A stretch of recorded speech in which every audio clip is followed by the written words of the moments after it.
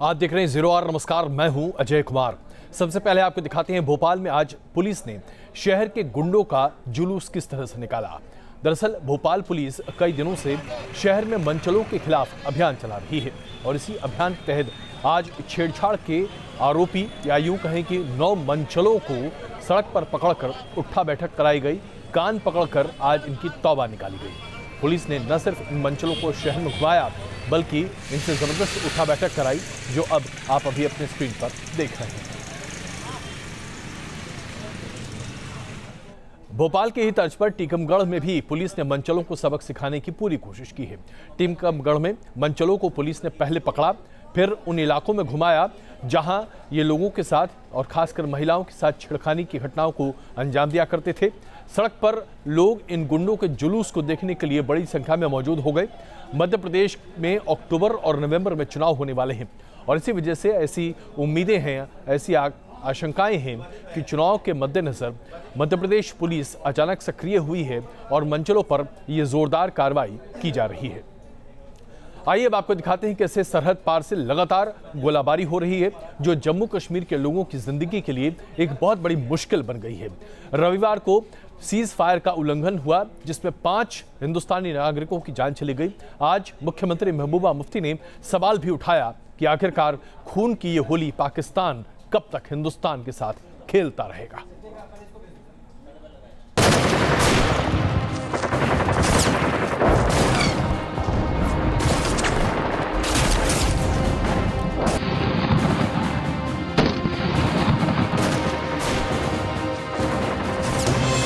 कुछ ऐसे हो गए हैं सरहद के हालात। साल 2018 के आगाज से अब तक लगातार पाकिस्तान युद्ध विराम का उल्लंघन कर रहा है और अब हालात ऐसे हो गए हैं कि पाकिस्तान नागरिक ठिकानों को निशाना बनाने लगा है, जिसका नतीजा हुआ कि 5 बेगुनाहों की मौत हो गई। पाकिस्तान की नापाक करतूतों और उसके चलते पैदा हुए अदावत पर आज घाटी के मुख्यमंत्री महबूबा मुफ्ती ने बयान दिया। महबूबा मुफ्ती ने साफ कहा कि जब तक अमन लौटेगा नहीं तब तक तरक्की मुमकिन नहीं और यूं ही लहू बहता रहेगा। कब तक ये खून की होली चलती रहेगी? आखिर कब तक? इसका मकसद क्या है? इससे हासिल क्या होने वाला है? आंकड़ों पर गौर करें तो बॉर्डर पर बमों की बरसात की भयावह तस्वीर सामने आती है। साल 2018 में अब तक 633 मौकों पर सीज फायर वायलेशन किया गया। उड़ी, बालाकोट, भिम्बेर गली, मनकोट, सुंदरबनी, तंगधार, नौशेरा और मेंढर में सबसे ज्यादा बमबारी की गई है। इस बमबारी के चलते न सिर्फ लोगों की जान गई बल्कि एलओसी से सटे इलाकों में लोगों का पलायन भी शुरू हो गया। दरअसल भारत की तरफ से लगातार घुसपैठ को नाकाम किया जा रहा है, जिसकी बौखलाहट पाकिस्तान नागरिकों को निशाना बनाकर निकाल रहा है। Team news nation.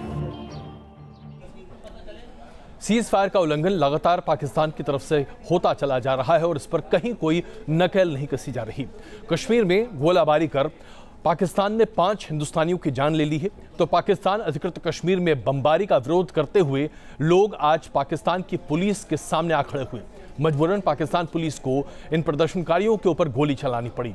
इस वारदात का वीडियो जब सामने आया तो इससे स्पष्ट हो जाता है कि प्रदर्शनकारी अमन पसंद लोग थे, लेकिन पाकिस्तान पुलिस ने जानबूझकर उन पर गोलियां चलाईं और वो सिर्फ इसलिए क्योंकि जिस तरह से नियंत्रण रेखा का उल्लंघन दोनों तरफ से हो रहा है, दोनों तरफ की जनता इससे त्रस्त है।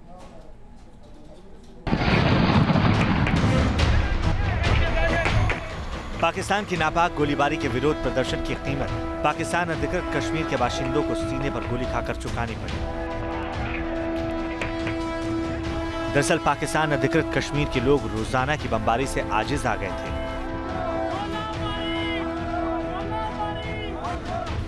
पाकिस्तानी फौज सरहद पार से गोली चलाती है, जिसका करारा जवाब हिंदुस्तान के जवान देते हैं और दोनों तरफ से होने वाली इस गोलीबारी के बीच फंस जाते हैं सरहद पर बसे लोग। बमबारी के चलते ही खेतीबाड़ी और काम धाम सब चौपट हो जाता है। जब ये दर्द हद से पार गुजर गया तो लोग सड़कों पर निकल आए। शायद उन्हें पता नहीं था कि यहाँ गोलियां उनका इंतजार कर रही होंगी। ये पहली बार नहीं है जब पीओके में आवाम की आवाज का जवाब गोलियों से दिया गया हो, और इसका एक ही मतलब है कि पाकिस्तान न सिर्फ गोलीबारी जारी रखेगा बल्कि इसका विरोध करने वालों की आवाज भी दबा देगा। Team news nation. आज हुर्रियत के चीफ सैयद अली शाह गिलानी ने तहरीके हुर्रियत की कुर्सी को छोड़ दिया है। सैयद अली शाह गिलानी ने मोहम्मद अशरफ सहराई को अपना सियासी वारिस चुना है। मोहम्मद अशरफ सहराई को तहरीके हुर्रियत का अगला चेयरमैन नियुक्त किया गया है। सहराई को गिलानी का पुराना दोस्त माना जाता है और तहरीके हुर्रियत का पुराना सदस्य भी बताया जाता है। तहरीके हुर्रियत से जुड़ने से पहले अशरफ सहराई जमायते इस्लामी से जुड़े हुए थे। सहराई लंबे वक्त तक जेल में रहे हैं और अलगाववादी नेताओं के बीच एक जाना माना चेहरा माने जाते हैं। इस फैसले से अब ये कयास लगाए जा रहे हैं कि तहरीके हुर्रियत से दूर होकर सैयद अली शाह गिलानी अपनी पूरी ताकत ऑल इंडिया हुर्रियत कॉन्फ्रेंस में झोंकने की कोशिश कर रहे हैं। जाहिर सी बात है, पाकिस्तान की तरफ से अलगाववादी नेताओं को जो सिग्नल मिल रहा है वो स्पष्ट है कि किसी तरह से कश्मीर में आग को और ज्यादा भड़काया जाए। अब जरा बात करते हैं बांग्लादेश की, जहां चीन के बने हथियारों का एक बड़ा जखीरा पकड़ा गया है और इसकी वजह से बांग्लादेश में जबरदस्त सनसनी फैली हुई है। ऐसी अटकलें लगाई जा रही है खबरों के आधार पर कि बांग्लादेश की शेख हसीना सरकार हथियारों की इस बड़ी स्मगलिंग से बहुत चिंतित है और इसमें ऐसा माना जाता है कि बांग्लादेश के सैन्य अधिकारियों की भी मिलीभगत है और ये जांच भी चल रही है। माना जा रहा है कि इन हथियारों के जरिए बांग्लादेश में कट्टरपंथी गुटों को एक मौका दिया जा रहा है जिसके जरिए वो चुनाव में गड़बड़ी फैला सकें। और भारत के लिए सबसे बड़ी चिंता का विषय यह है कि बांग्लादेश में चीन के निर्मित ये हथियार दरअसल भारतीय उत्तर पूर्वी राज्यों में तमाम अलगाववादी गतिविधियों को भड़काने में इस्तेमाल किए जाएंगे। इसलिए दोनों देश मिलकर इसके खिलाफ कदम उठा रहे हैं। बांग्लादेश की धरती पर चीन में बने हथियारों की खेप पकड़े जाने के बाद ढाका से लेकर दिल्ली तक पेशानियों पर बल पड़ गए हैं। मीडिया में आई खबरों के मुताबिक बांग्लादेश में तस्करी की एक नाव पकड़ी गई थी जिसमें चीन में बने हथियार थे। जांच के दौरान पता चला है कि हथियारों की पहली खेप 2016 में ही बांग्लादेश पहुंच चुकी थी। बताया यह भी जा रहा है कि हथियारों की तस्करी के इस बड़े रैकेट में बांग्लादेश कोस्ट गार्ड के वरिष्ठ अधिकारियों से पूछताछ हो सकती है। साथ ही ढाका से इस बाबत सारी जानकारी दिल्ली भी भेजी गई है। आशंका जताई जा रही है कि यह हथियार बांग्लादेश में सक्रिय कट्टरपंथी गुटों और भारत के पूर्वोत्तर में उग्रवादी संगठनों को सप्लाई किए जाने थे। साथ ही चटगांव बंदरगाह से ऐसी गतिविधियां होना बांग्लादेश में कट्टरपंथी तत्वों और विदेशी ताकतों के अंदर तक दखल की तरफ भी इशारा करती है। यह पहली बार नहीं है जब बांग्लादेश में ऐसा मामला सामने आया हो। साल 2004 में भी बांग्लादेश में ऐसे ही 10 ट्रक हथियार पकड़े गए थे और उस केस में पूर्व पीएम खालिदा जिया के बेटे तारिक जिया को सजा हुई थी। इस तरह हथियारों को बांग्लादेश के जरिए भेजने की कोशिश साफ करती है कि पाकिस्तानी खुफिया एजेंसी ISI दोबारा बांग्लादेश में सक्रियता बढ़ा रही है और बताने की जरूरत नहीं है कि ISI के निशाने पर सिर्फ और सिर्फ भारत है। T news nation. बिहार के सहरसा में एक चौंकाने वाली घटना सामने आई है। सहरसा के सदर अस्पताल में टॉर्च की रोशनी में एक मरीज का ऑपरेशन किया गया। दरअसल ये महिला एक सड़क हादसे में जख्मी हो गई थी, लेकिन जब इस महिला को अस्पताल लाया गया तो उस वक्त अस्पताल में बिजली नहीं थी। कहां गए वो सरकारी तमाम वायदे जो ये कहते हैं कि आज हर घर में, हर गांव में बिजली पहुंचाई जाएगी। बताइए, यहाँ पर अस्पताल में बिजली नहीं थी और इस वजह से टॉर्च और मोबाइल में जो टॉर्च लगा होता है उसकी रोशनी से न सिर्फ उस पूरी महिला का इलाज कराया गया बल्कि उसके टाके भी लगवाए गए। ये बताती है कि आखिरकार कितनी बड़ी लापरवाही होती है आज हमारे अस्पतालों में। खबरों के मुताबिक जिस शख्स ने महिला को टाके लगाए वो डॉक्टर भी नहीं था। अब बताइए, ऐसे अस्पताल का आखिरकार क्या करे कोई आदमी? अस्पताल है लेकिन बिजली नहीं है, अस्पताल है लेकिन डॉक्टर नहीं है। वो बस अस्पताल का कर्मचारी था जिसने उस महिला को स्टिचेस लगाए हैं। अब ये बात जरा सरगर्मी से आगे बढ़ती चली जा रही है, इसलिए अब ऐसा लगता है कि उम्मीद की जा रही है कि शायद सरकारी अमला कुछ हरकत में आए। जम्मू कश्मीर में महबूबा सरकार के लिए जिस नियम को तानाशाही करार दिया जा रहा था उसका पहला शिकार सामने आ गया है। महबूबा सरकार ने कुछ ही दिन पहले SRO 525 नाम का एक आदेश पारित किया था जिसके मुताबिक सरकारी कर्मचारी राज्य सरकार या उसके नियमों की सोशल मीडिया पर आलोचना नहीं कर सकते और इस नियम के तहत जम्मू मेडिकल कॉलेज के रजिस्ट्रार को बर्खास्त कर दिया गया है। आखिरकार क्या किया था रजिस्ट्रार साहब ने? उनकी गलती क्या थी? जिसकी वजह से आज उन्हें अपनी नौकरी से हाथ धोना पड़ा है। जरा देखिए।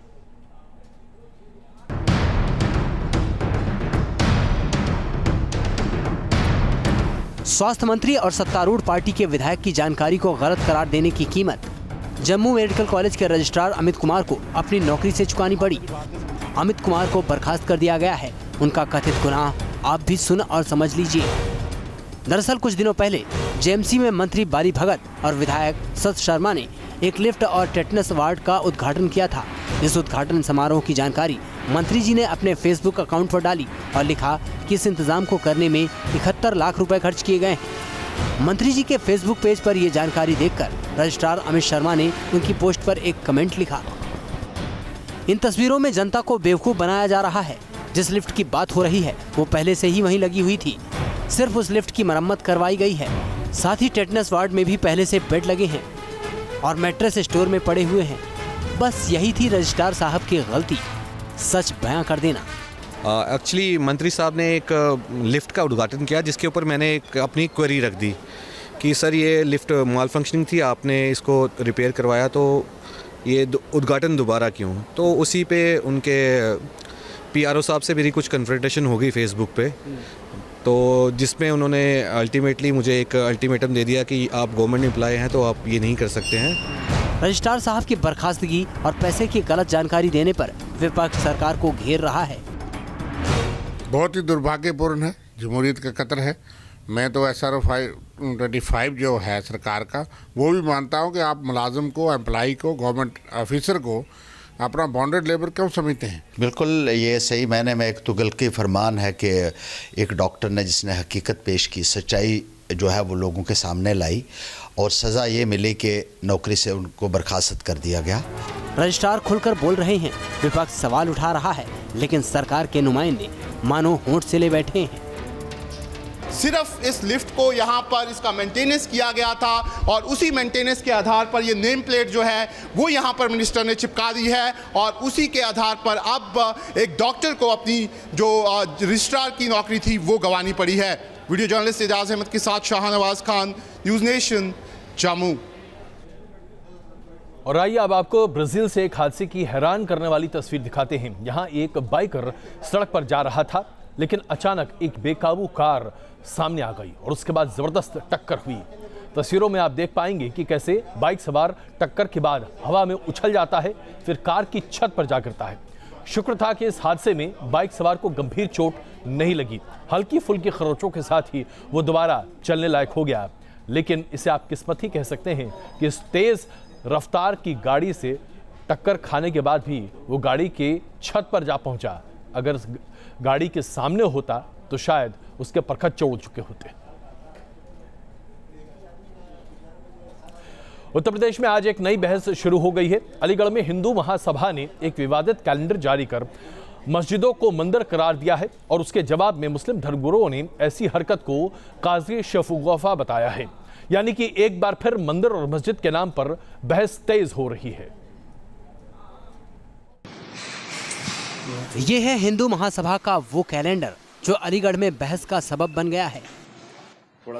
हिंदू नववर्ष के मौके पर जारी किए गए इस कैलेंडर में ताजमहल को तेजो महालय, धार की मौला मस्जिद को भोजशाला, ज्ञानवापी मस्जिद को काशी विश्वनाथ मंदिर, कुतुब मीनार को विष्णु स्तंभ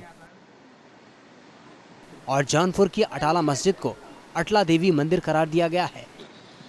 हिंदू महासभा का दावा है कि इतिहासकारों से बातचीत कर ये कैलेंडर तैयार किया गया है।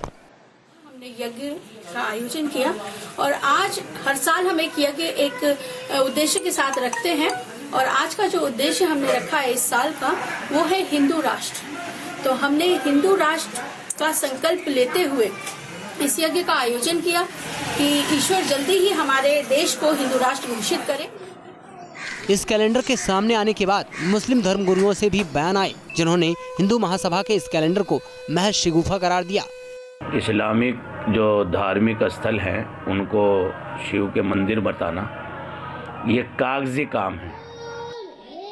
सीएम योगी कई मौकों पर कह चुके हैं कि प्रदेश में सामाजिक सद्भाव बरकरार रखा जाएगा, लेकिन जब जब ऐसी बहस सामने आती है तो जाने अनजाने सरकार के दावों को कटघरे में खड़ा कर देती है।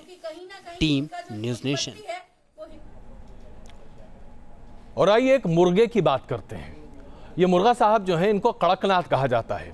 बहुत सारे लोग जो मध्य प्रदेश और छत्तीसगढ़ में रहते नहीं हैं, उन्हें पता नहीं होगा कि कड़कनाथ के नाम पर दोनों राज्य एक दूसरे के आमने सामने हैं। और वो इसलिए क्योंकि कड़कनाथ मुर्गे की इस प्रजाति पर ये दोनों प्रदेश अपना अपना दावा कर रहे हैं। मध्य प्रदेश की सरकार कहती है कि कड़कनाथ उनका है, छत्तीसगढ़ की सरकार कहती है कि भैया मुर्गा तो हमारा है और ये है हमारे कड़कनाथ जी। अब आइए आपको दिखाते हैं किस तरह से रजिस्ट्रेशन ऑफिस में दोनों सरकार आपस में भिड़ी हैं और कड़कनाथ जी अपनी जीवन के लिए तरस रहे हैं, क्योंकि कड़कनाथ मुर्गे की तलाश लोगों को बहुत होती है। जो खाता है चटकारे भरने लगता है।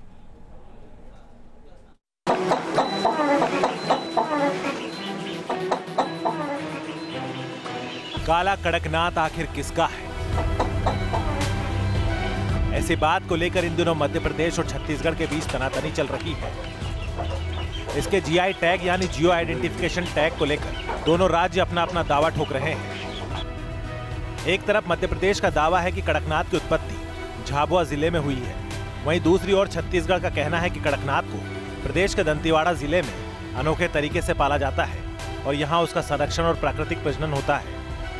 छत्तीसगढ़ के जो दंतेवाड़ा, बीजापुर, नारायणपुर का जो जिला है, यहाँ पर कड़कनाथ पहले से ही पाया जाता था, लेकिन ये बिल्कुल गायब हो गया था। इसे फिर से हमने लाया है और चूंकि ये जो है जंगली प्रकृति का पक्षी है, इसलिए हम एक कोशिश कर रहे हैं कि फिर से इसको जंगल में हम जो है उसको वहाँ पर हम जो है स्थापित करें।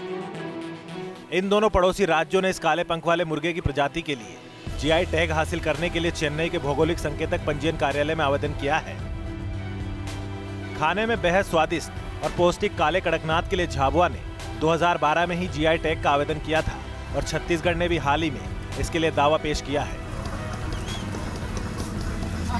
ये लड़ाई बिल्कुल रसगुल्ला की तरह हो गई है, जिसके स्वाद की दीवानगी ने ओडिशा और पश्चिम बंगाल को आमने सामने ला दिया था। और ये देखना दिलचस्प होगा कि आखिर इस काले कड़कनाथ पर किसका दावा जायज साबित होता है। Team News Nation. Uttar Pradesh में बोर्ड परीक्षा के बाद अब कॉपियों की चेकिंग चल रही है और इसके बीच कुछ हैरान करने वाली तस्वीरें भी सामने आ रही हैं। फिरोजाबाद के एक चेकिंग केंद्र पर कॉपी चेक करने के दौरान कॉपी के अंदर कुछ नोट पाए गए। कई कॉपियों में इस तरह के नोट चिपकाए गए थे। नोटों पर कुछ छात्रों के पास होने की गुहार करने की एप्लीकेशन भी थी। एक छात्र का बहाना ही देख लीजिए। उन्होंने नोट पर लिखा है, मेरी तबीयत खराब होने की वजह से हैंडराइटिंग आपको समझ में नहीं आएगी, तो कृपा करके मुझे पास कर दीजिए, पैसे आप रख लीजिए। बताइए इससे बेहतर और क्या हो सकता है? काम का काम, कमाई की कमाई। तो ये है उत्तर प्रदेश में छात्रों का नया तरीका पास होने का। बने रहिए हमारे साथ, तुरंत वापस आते हैं क्वेश्चन आवर में।